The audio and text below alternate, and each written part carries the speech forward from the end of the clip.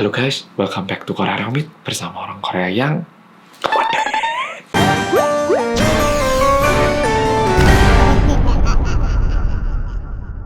Oke polo-polo, di video ke-9 udah kurang 1 hari menuju hari ke-10. Polo-polo hebat banget, hebat udah nonton ini tiap hari, tapi juga hebat puasanya berhasil. Nah, langsung tak ceritakan cerita hari ini. Sama dengan kejadian kemarin, kali ini aku juga tetap mau menceritakan kejadian horor di sebuah rumah angker atau bisa dibilang rumah yang tertinggal. Untuk mempermudah penjelasan kali ini, aku menggunakan nama samaran aja. Namanya Sandi aja, oke? Sandi beserta keluarganya ini sebenarnya tinggal di kota Seoul. Tapi diakibatkan bisnis papanya Sandi yang tiba-tiba menurun dan mulai tidak stabil, akhirnya mereka ini pindah ke desa dan tinggal di rumah yang lebih murah harganya. Kebetulan mereka menemukan rumah yang harganya murah banget. Dan ternyata alasan rumah ini murah adalah karena di seberang rumah ini, tepat depannya, itu ada rumah yang sudah tidak digunakan untuk belasan tahun.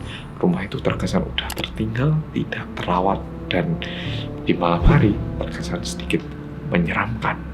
Memang rumah itu menyeramkan, tapi Sandi tidak perlu masuk ke rumah itu, tidak ada alasan untuk melihat ke rumah itu, sehingga dia tidak terlalu menghiraukan rumah itu. Suatu hari, waktu dia pulang sekolah, dia berjalan menuju rumahnya.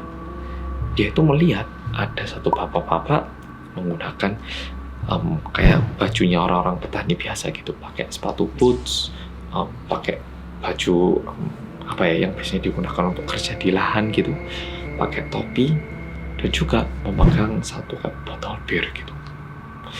Bapaknya ini minum sendirian di rumah itu, tapi karena rumahnya itu terkesan sedikit menyeramkan dan juga membahayakan, Sandi ini ingin bilang ke bapaknya untuk tidak masuk ke rumah itu karena Sandi khawatir kalau bapaknya ini ternyata mabuk dan masuk ke dalam rumah itu dan bisa jadi ada sebuah kejadian. Sehingga Sandi pertamanya coba berusaha bertatap mata dengan bapak itu, tapi karena bapak ini menggunakan topi cukup ke bawah sehingga matanya tidak bisa dilihat dan bapaknya ini jongkok sehingga lebih susah lagi untuk bertatap mata. Bapaknya ini terus-menerus minum minuman bir yang dia bawa dan tiba-tiba bapaknya ini masuk ke dalam rumah angker itu. Meskipun dia takut untuk masuk ke dalam rumah itu, dia khawatir kalau terjadi sesuatu kepada bapak ini, sehingga dia juga masuk ke dalam rumah itu sambil bilang, "Pak, Bapak." Dan seketika dia masuk, bapak yang dia cari ini berdiri tegak sambil memegang botol itu tadi dan tiba-tiba mengangkat kepala dan menatap mata Sandi. Sandi menyadari bahwa bapak ini bukan manusia. Mukanya begitu aneh, putih, bola matanya itu penuh dengan warna hitam. Dan seketika itu, Sandi yang saking kagetnya, dia mulai bergerak pelan-pelan ke belakang. Tiba-tiba, bapak yang memegang botol bir ini mendekat kepada Sandi. Dan untungnya, Sandi pingsan di tempat. Dan saat Sandi buka matanya, dia sudah berada di rumah sakit. Ada mama dan papanya. Papanya dan mamanya ini tanya, "Sandi, apa sih yang terjadi? Kok kamu pingsan di tempat itu?" Sandi menceritakan semua kejadian yang dia alami. Berbeda dengan yang Sandi harapkan ataupun Sandi bayangkan, orang tuanya ini tidak terkesan kaget. Mereka cuman kayak menganggukkan kepala kayak. Padahal cerita ini bisa dibilang cukup mengagetkan dan seharusnya kalau orang pertama dengar pasti kayak, masa sih? Kayak gitu. Setelah Sandi kondisinya membaik, Sandi bersama papanya pergi mencari kepala RT dan tanya, "Pak RT, sebenarnya rumah itu ada apa sih Pak RT?" Pak RT sebenarnya tidak ingin menjelaskan apa yang pernah terjadi di rumah itu. Tapi setelah ditanya berulang kali, akhirnya Pak RT mau menjelaskan apa yang pernah terjadi di rumah itu. Ternyata di rumah itu pernah ada sebuah keluarga yang terdiri dari seorang putri, ibu, dan bapak.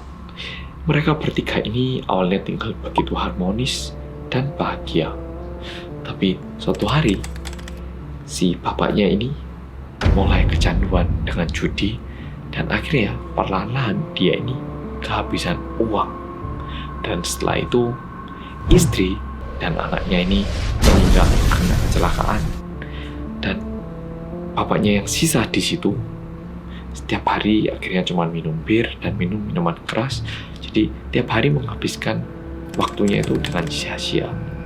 Dan suatu hari mungkin karena bapaknya ini udah lelah, di hari itu dia tidak mau minum minuman bir, melainkan dia minum obat pestisida untuk membunuh dirinya sendiri.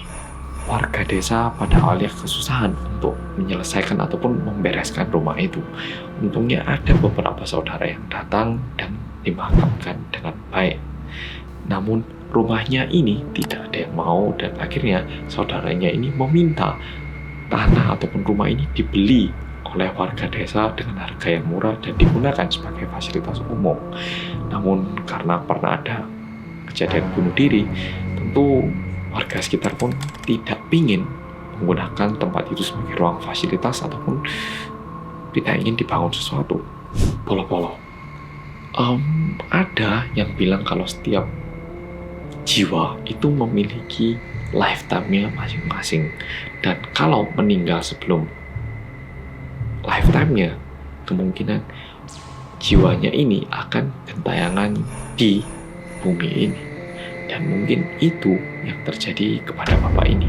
Mungkin dia memilih untuk pulang duluan sebelum waktunya, sehingga dia masih bergentayangan di daerah itu. Dan pada hari itu, minuman yang dipegang bapak itu ternyata bukan minuman keras, melainkan bisa jadi itu adalah botol pestisida yang digunakan untuk bunuh diri. Setelah kejadian itu, bapaknya Sandi merenovasi rumah mereka sendiri. Jendela yang menghadap rumah itu semuanya ditutup dan digorden sehingga auranya sedikit membaik.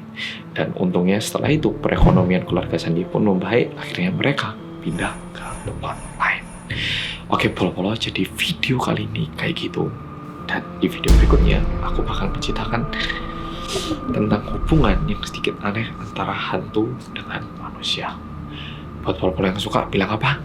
Tuliskan di komen, dan sampai jumpa besok.